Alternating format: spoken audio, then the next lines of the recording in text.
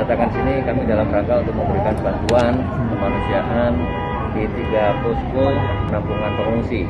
Kami ada 2 tim yang sudah kami luncurkan, baik di Aceh Utara maupun Aceh Timur.